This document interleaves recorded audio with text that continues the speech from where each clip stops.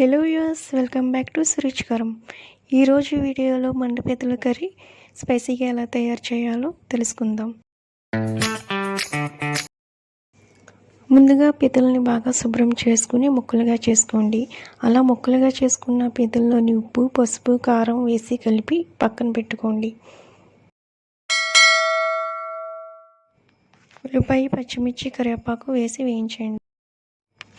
అందులో పీతలను వేసి 10 లేదా 15 నిమిషాలు వాసన పోయే వరకు మగ్గించండి. తర్వాత అల్లం వెల్లుల్లి పేస్ట్ వేసుకుని అందులోనే 1 స్పూన్ గరం మసాలా, జీలకర్ర పౌడర్, ధనియాల పౌడర్ వేసుకుని 2 నిమిషాలు కుదపండి.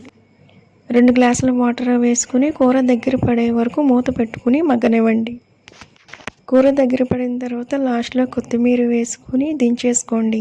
అంతే, టేస్టీ అండ్ స్పైసీ మండపేతల curry ready. Thanks for watching. Subscribe our channel సురుచికరం.